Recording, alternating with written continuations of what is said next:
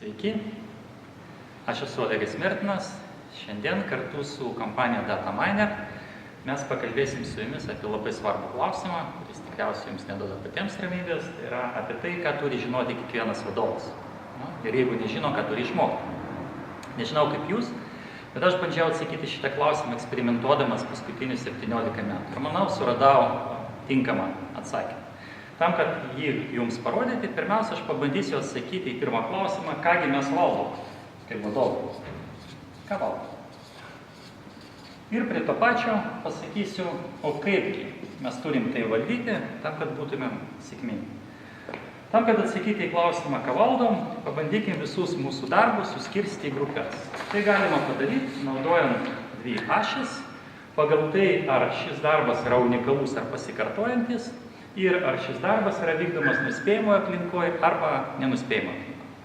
Jeigu mes pakalbėsime apie pirmą darbų grupę, kuri yra daroma nuspėjamoje aplinkoje arba aplinkoje, kurią mes pakankamai gerai kontroliuojam, ir dėl to jinai yra nuspėjama, ir kurie yra unikalūs, atsakymas tikriausiai dauguma iš jūsų aiškus, tai yra projektas.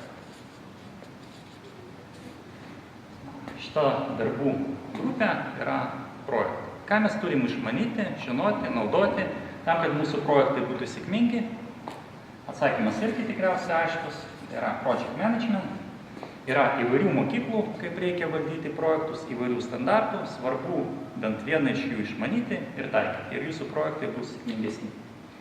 Sekanti darbų grupė, tai yra darbai, kurie vykdomi nuspėjimo aplinkoje ir skirtingai nuo pirmos grupės, jie yra pasikartojantis.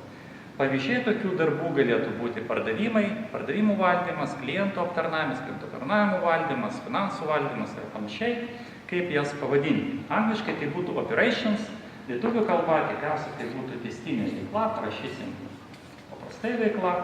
Ką reikia žinoti ir naudoti tam, kad veikloje mes būtumėm sėkmingi. Yra du dalykai, ką aš radau. Tai yra kokybės vadyba, total quality management, tai yra pirmas dalykas, pagrindas viskam. Ir sekantis dalykas, kad turi išmanyti vadovas, tai yra procesų vadyba, nes veikla yra vykdoma procesiniu būdu.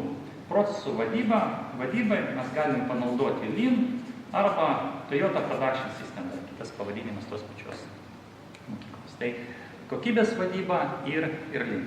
Tai čia darbų grupė. Tai yra darbai, kurie yra pasikartojantis, bet skirtingai nuo pirmų, jie yra vykdomi aplinkoje, kuri priklauso ne tik nuo mūsų ir dėl to yra nenuspėjama. Pavyzdys galėtų būti verslo aplinka. Verslo aplinkoje dalis priklauso nuo mūsų pačių veiksmų, dalis priklauso nuo mūsų konkurentų veiksmų arba kitų aplinkybių.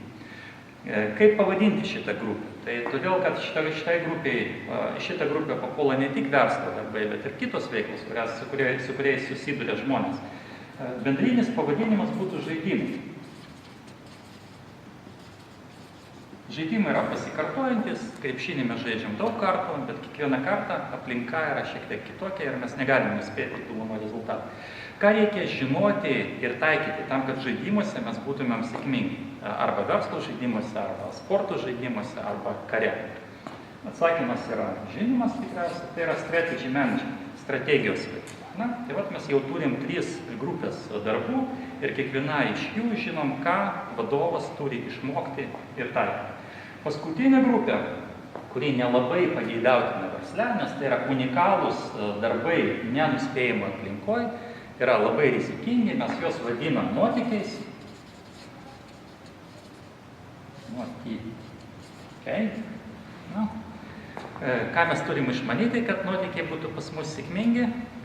Kaip mes sakėm, yra rizikinga veikla. Todėl rizikos valdymas, risk management yra ta žinių sritis, kurią reikia išmanyti, tam, kad jeigu mes pataikom į šitą sritį, kad mes galėtume sėkmingai su to susidaroti. Apibendrinant, ką mes ką tik su jumis aptarėm, ką turi išmanyti kiekvienas vadovas, arba jeigu nepakankamai išmano, ką turi išmokti, tai pirmiausia tai yra projektų vadyba, procesų vadyba, veiklos vadyba, kokybės vadyba ir Lean, strategijos vadyba ir rizikų vadyba.